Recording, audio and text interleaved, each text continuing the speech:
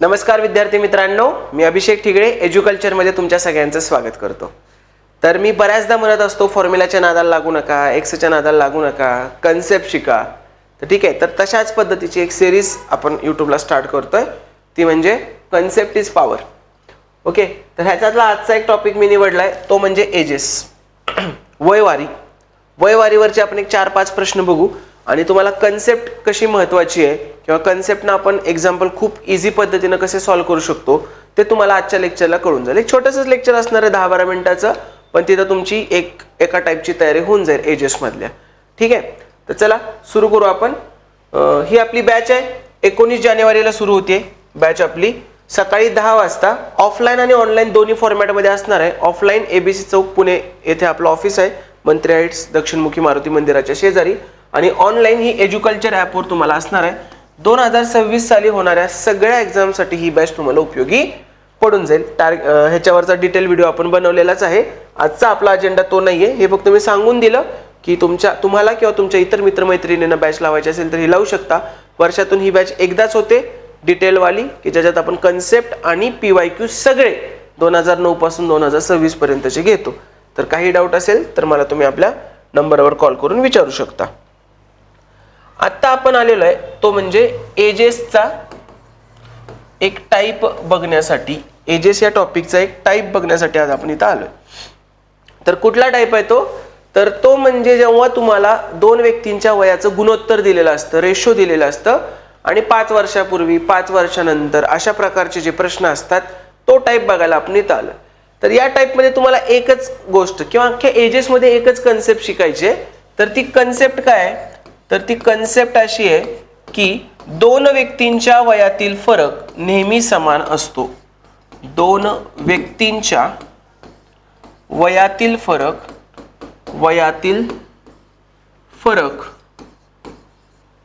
नेहमी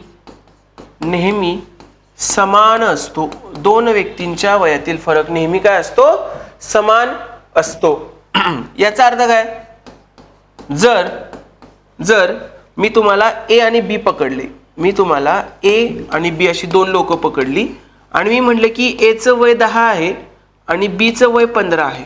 A चं वय 10 आहे आणि B चं 15 आहे. याचा अर्थ काय? यांच्या दोघांच्या वयातील फरक किती आहे? 5 आहे. मग मी कितीही वर्ष पुढे ढकललं किंवा कितीही वर्ष मागे ढकललं तरी या दोघांच्या वयातील फरक नेहमी किती असणार आहे? 5च असणार आहे. फॉर एक्झाम्पल, मी ह्यांना 20 वर्ष पुढे नेलं. 20 वर्ष पुढे नेलं तर हे 10चं किती होणार? 10 आणि 20 30. आणि 15चं किती होणार? 20 वर्ष पुढे नेले तर 35. मग आता पण दोघांच्या वयातील फरक किती आहे? 5. मी यांना 2 वर्ष मागं नेलं. 2 वर्ष मागं नेलं तर किती होणार? हे 8 आणि हे किती होणार? 13. तरी सुद्धा दोघांच्या वयातील फरक किती आहे? 5. 8 आणि 5 13. मी यांना 100 वर्ष पुढे ढकललं तरी पण फरक किती राहणार आहे? 5. म्हणजे या वाक्याचा अर्थ कळला, या कन्सेप्टचा अर्थ कळला तुम्हाला की दोन व्यक्तींच्या वयातील फरक काय असतो? नेहमी सेम असतो. या एका कन्सेप्टवर आपल्याला हा टॉपिक शिकायचा आहे. हा एक टाईप शिकायचा एजेसचा. हा एक टाईप म्हणजेच एजेसचा एक 30% भाग आहे. एवढे प्रश्न याच्यावर आयोगाने आजपर्यंत विचारलेत. तर चला मग सुरू करू आपण. ही एवढीच कन्सेप्ट आहे. आता ह्याच्यावरून आपण 5-6 प्रश्न पाहूया. बघा इकडे काय म्हटलंय? 5 वर्षापूर्वी रमाच्या आईचे वय तिच्या वयाच्या 5 पट होते. कसं लिहायचं? 5 वर्षापूर्वी. तुम्ही आजपर्यंत हे X न सोडवलं असेल तर ते थोडा वेळ विसरा. मी जे सांगतोय ते थोडंसं समजून घ्या. मला X न इथं सोडवायची इच्छा पण नाही, ते खूप मोठं होतंय 2 इक्वेशन बनवून. ठीक आहे, मी जे सांगतोय ते थोडंसं लक्षात घ्या, तुम्हाला मजा येऊन जाईल. काय म्हणतोय मी? 5 वर्षापूर्वी रमाच्या आईचे वय तिच्या वयाच्या 5 पट होते. मग इथं मी लिहिली रमाची आई आणि मी इथं लिहिली रमा. ठीक आहे, 5 वर्षापूर्वी आहे म्हणून मी इथं -5 लिहून टाकलं. रमाच्या आईचे वय तिच्या वयाच्या 5 पट होते. म्हणजे जर रमाचं 1 असेल तर आईचं वय किती असणार आहे? 5 पट होते. दोघांच्या वयाचा रेशो काय झाला? 5:1. परत 10 वर्षानंतर काय म्हटलं त्यांनी? 10 वर्षानंतर, म्हणून मी इथं काय लिहिणार? +10. हे लिहिण्यासाठी आहे फक्त. 10 वर्षानंतर रमाचे वय आईच्या वयाचे निम्मे असेल. रमाचे वय आईचे निम्मे म्हणजे आईचे वय दुप्पट. रमा 1 असेल तर आई किती असणार? 2. पण आपलं काय ठरलं होतं? हे असं मांडून घेतलं की विचारायचं आपलं काय ठरलं होतं? आपली कन्सेप्ट काय होती?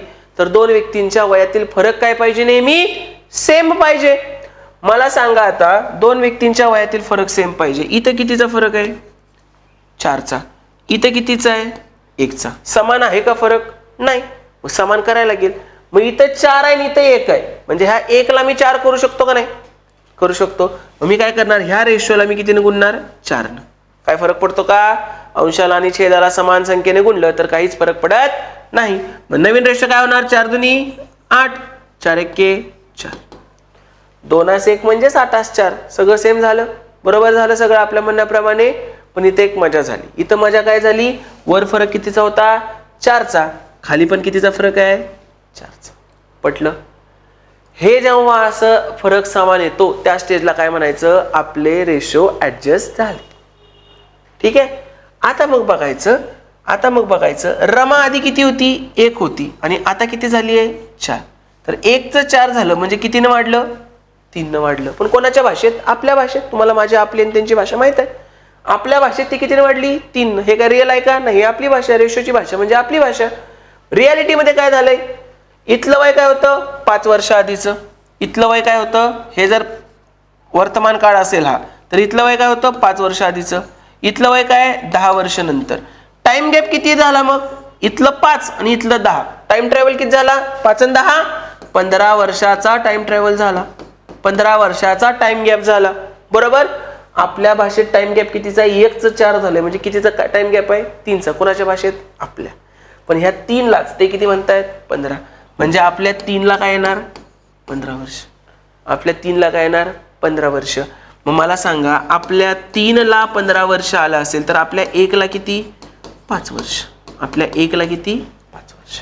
तर आता त्यांनी काय विचारले? तर रमाचे आजचे वय सांगायचं. रमाचं आजचं वय काढू.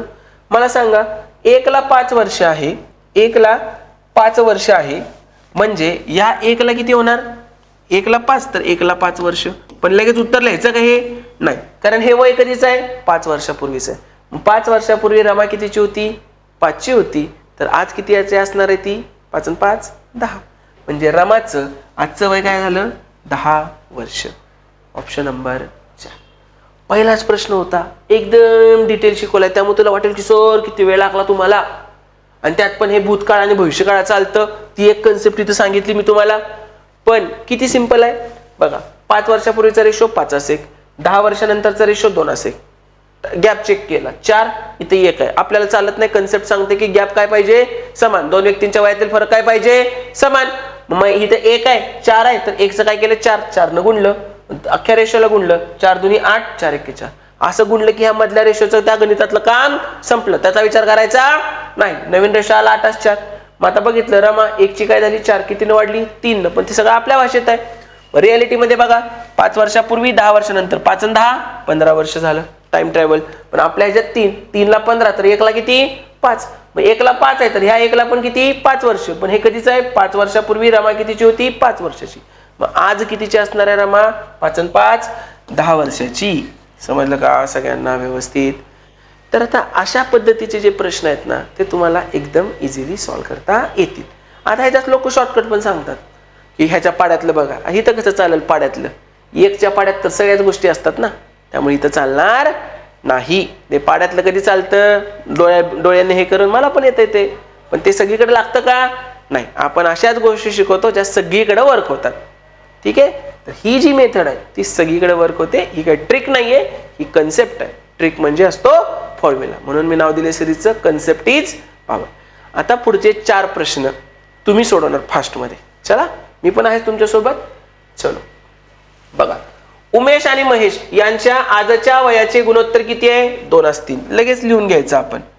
कोण कोण दिलाय? उमेश आणि महेश यांच्या आजच्या वयाचे गुणोत्तर आहे 2:3. कधीचं वय आहे? आजचं लिहून ठेवलं इथं. 5 वर्षानंतर म्हणजे अधिक 5, 5 वर्षानंतर हे गुणोत्तर 3:4 होते. हे गुणोत्तर किती होतं? 3:4 होते. तर महेशचे आजचे वय किती? महेशचे आजचे वय.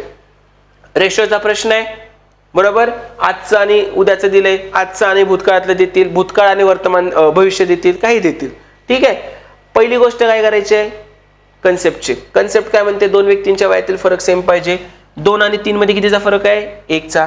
3 आणि 4 मध्ये पण कितीचा फरक आहे? 1चा. याचा अर्थ हे गणित सोपं आहे, कारण ह्या गणितात रेशो ऑलरेडी ऍडजस्टेड आहेत. पटलं? रेशो ऑलरेडी ऍडजस्टेड आहेत. मग मला सांगा, महेश काय झाला? 3चा 4 कितीनं वाढला? 1नं. कोणाच्या भाषेत? आपल्या. पण त्यांच्या भाषेत कितीनं वाढलाय? आज वरून 5 वर्ष पुढे गेलाय, म्हणजे त्यांच्या भाषेत कितीनं वाढला? 5नं. बघ ना, हा वर्तमान काळ आहे इथं, तो 5 वर्ष पुढे आहे. टाइम गॅप किती झाला? 0 पासून 5 वर्ष पुढे म्हणजे 5. बरोबर? म्हणजे आपल्या 1ला ते किती म्हणतायत? 5 वर्ष म्हणतायत. तर विचारले काय? तर महेशचे आजचे वय, महेशचं आजचं वय, आजचं वय महेशचं किती आहे? 3. पण आपल्या 1ला 5 आहे, तर आपल्या 3ला किती? 5 त्रिक 15 वर्षे. Option number 3. कळलं का? मग हेच शॉर्टकट परत निघून तयार काय होतो? तो सगळीकडे चालत नाही, त्याला हे लागतं. तुम्हाला बघ म्हणतात डायरेक्ट प्रश्नाकडे बघा, डायरेक्ट प्रश्नाकडे बघा. महेशचे आजचे वय, महेशचे आजचे वय काय? 3. 3च्या पाड्यात पाहिजे. मग 10 3च्या पाड्यात नाहीये, 5 3च्या पाड्यात नाहीये, 20 3च्या पाड्यात नाहीये, उत्तर आलं 15. हे तर येतं, पण हे मग ते म्हणून तू ब्लँक होतो अर्धवट ट्रिकांच्या नादात लागून. ही तुला कन्सेप्ट शिकवतोय मी की असं का. ठीक आहे? त्यामुळे हे तुम्हाला जमलं पाहिजे. हे तात्पुरतं बरं वाटतं, जर प्रश्न फिरवून आला तर ते होत नाही. त्यामुळे ह्याच्यावर फोकस करायचं. डबल लेक्चर बघा. ओके? तर आणि अशा पद्धतीनंच व्यवस्थित शिकायचं आहे, त्यासाठीच ती बॅच जॉईन करा म्हणत असतो मी. आणि एकदाच होते माझी ती बॅच, सारखी सारखी मी घेत पण नाही मोठी बॅच. एकदाच मोठी बॅच एकदम डिटेलमध्ये होते, प्रॉपर 2 महिने चालते. 120 तासांपेक्षा जास्त कंटेंट आणि जवळजवळ 3000 PYQ आपण वर्गात सॉल्व्ह करून घेतो विथ वर्कबुक.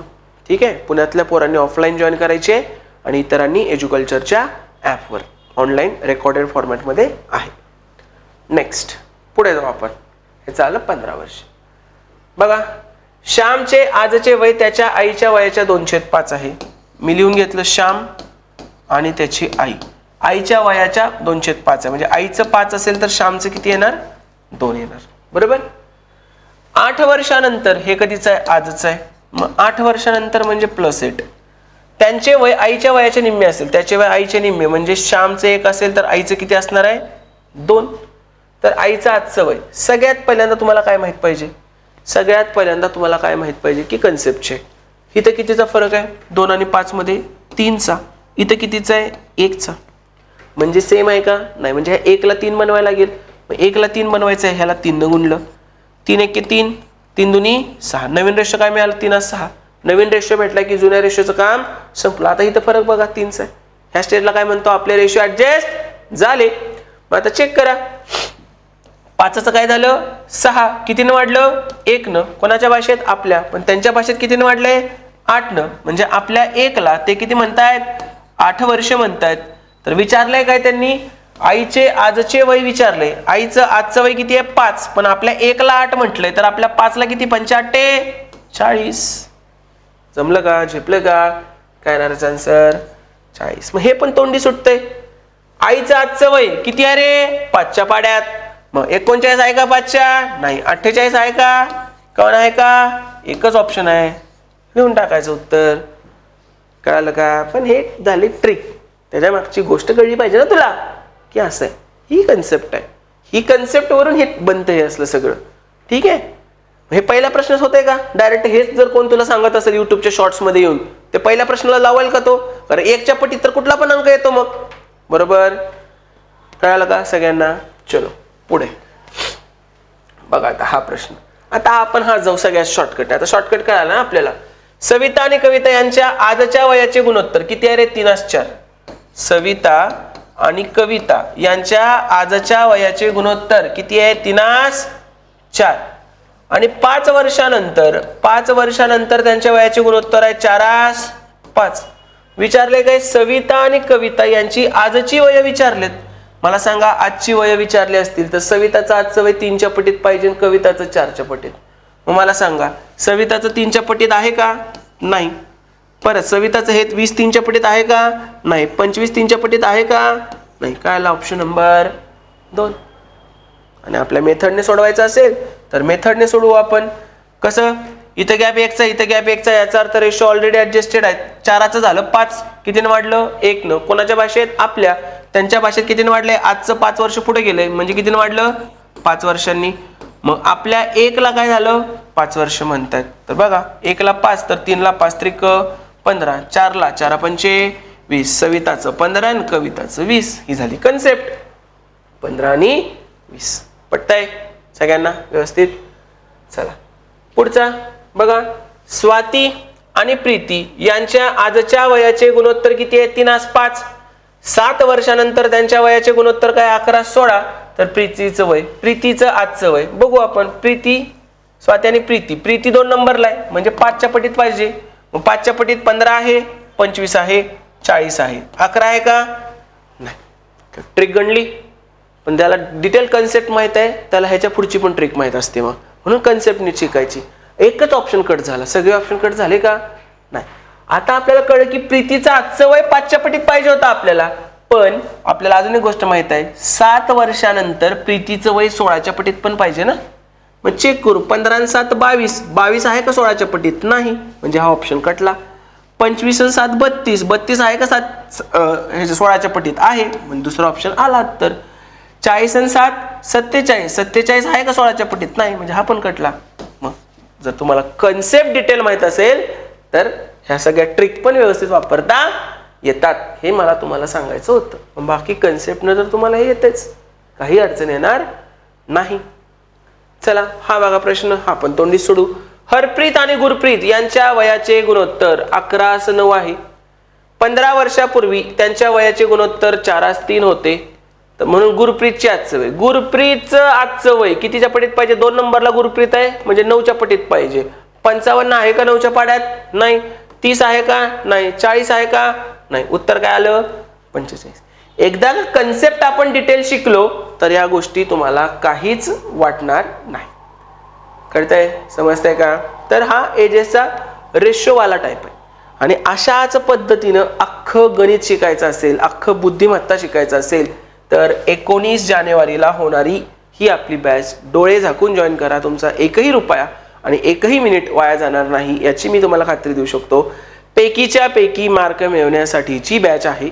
इथं टार्गेट 18+ दिलंय मी, पण मार्क पैकीच्या पैकी मिळवण्यासारखं माझं टीचिंग आहे. फक्त तुम्ही तेवढं कष्ट घेतलं पाहिजे.